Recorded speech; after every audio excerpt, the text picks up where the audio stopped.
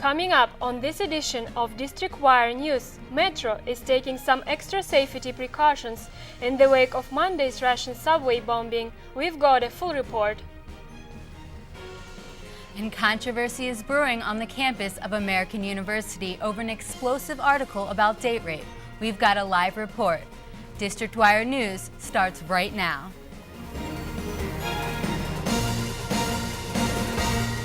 Good evening, I'm Anel Ramazanova. And I'm Andrea Posner.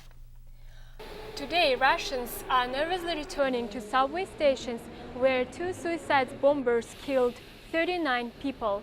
Now, March 30, officially known as a day of mourning in Russian history.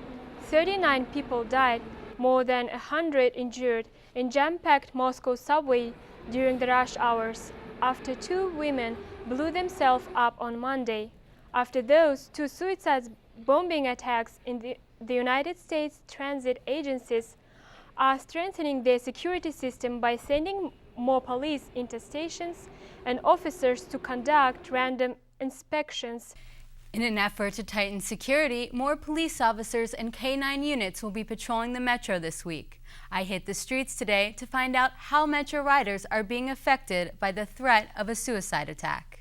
If I really focus on it and think about it, I could freak myself out about it and kind of ruminate on it and get scared. But for the most part, when I take the Metro, I just don't really think about it. So I guess out of sight, out of mind. A Metro-sponsored drill on Monday simulated an explosion on a Metro bus. The purpose of the exercise was to test local emergency response in the event of a suicide attack. The drill was one of two recent simulations. On Sunday, Metro faked a rail car explosion in the tunnel between Foggy Bottom and Roslyn. Some Metro riders have more confidence than others in the local authorities' ability to protect DC Transit. You're aware of a greater threat, but it seems as though the security stepped up as well in light of that. Our city is definitely not prepared for a terrorist attack, especially in our metro system, because they can't even keep the trains running on the rails. Metro's heightened security threat will remain in effect through the Nuclear Security Summit scheduled in D.C. in a few weeks.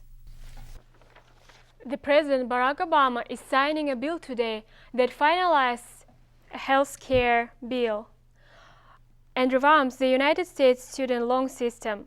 Obama will sign the bill and speak at Northern Virginia Community College, just outside Washington. Last week, Obama signed a health care overall bill that includes the student loan provisions. This final legislation tweaks some parts of the health bill that House members insisted be changed. Michael Steele and the Republican National Committee are under fire after a new financial report released Monday shows the party used thousands of dollars for questionable expenses. An RNC staff member was recently fired after using committee funds at a West Hollywood strip club. On Monday, the RNC released a statement saying that Michael Steele had not visited the club and was unaware of the expense. Do you know how safe you are on the internet? The recent survey from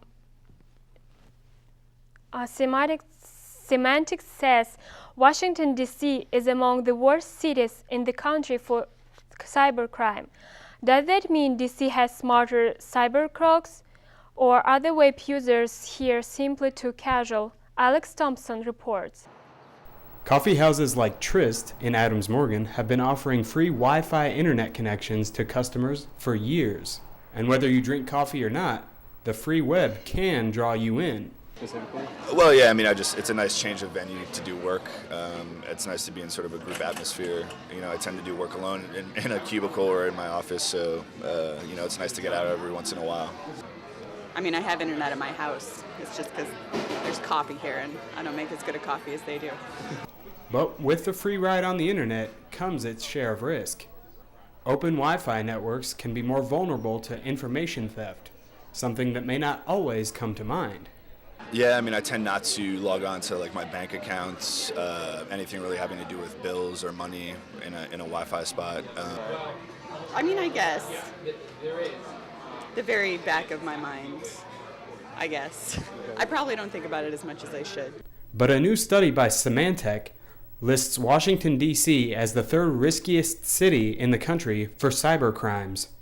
The district ranks 5th nationally with 78 Wi-Fi hotspots for every 100,000 residents.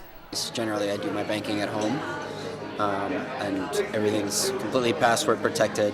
And yeah, I don't buy anything online here. When I'm out and about, I always do that at home as well. And the best advice these users can give is to think about your safety online. And any of the problems that I had weren't related to the internet at all, so I'm lucky enough to not have had the problem yet. But you never know when it's going to happen. Alex Thompson, District Wire News. The Eagle stirred up quite a debate on campus with an opinion editorial on date rape. Now feminists are crying rape apologist while the paper is taking a stand for free speech. Zuleyha Hussein is live in the studio today. She talked to the paper to dig deeper into the controversy. Tell us more about the situation, Zuleyha. That's right, Andrea. The on-campus newsstands of the Eagle were vandalized this morning, and posters berating rape apologists were plastered all over campus. AU's editor-in-chief, Jen Callantone, says that this is the first time a reader of the Eagle has responded with anything beyond online comments. The article in the Eagle by sophomore Alex Nepper is titled "Dealing with AU's Anti-Sex Brigade." In the column, Nepper claims that any woman who heads to a fraternity party as an anonymous onlooker, drinks 5 cups of the jungle juice, and walks back to a boy's room with him is indicating that she wants sex. Some students on campus are furious about what he said. I don't think that by a woman going to a party or a frat or anything, that means and looking, pretty or maybe slutty or something, doesn't mean that she wants to be raped or she wants to have sex. If she says no, it's no. Beyond just raising awareness about this issue, I think that the author should be removed from the paper. Sarah Parnas is the web content editor at the Eagle. The main issue was his question of what is date rape. People don't like the questioning of whether or not date rape is rape and how those things relate. Sarah says she's a supporter for women's rights. But I also am very much a supporter of free speech, and I think that the vandalism that happened yesterday was an attack on free speech. So I'm wearing this to show that you can be both a feminist and a supporter of free speech. Many students were angry that the Eagle blocked all comments online after Nepper's column was published. The night that we put up the article, within hours, there were 115 comments, and a lot of them weren't really part of a productive discussion. The comments section is now open, and many like Alex are having a healthy debate with their friends about it. One of the greatest things about our country is the ability to write something that not everyone is going to agree with, and the right to openly disagree with what they're writing. But I feel that many of AU students aren't necessarily taking the best steps in disagreeing with his writings. The Eagle says the vandalism was light. No papers were destroyed.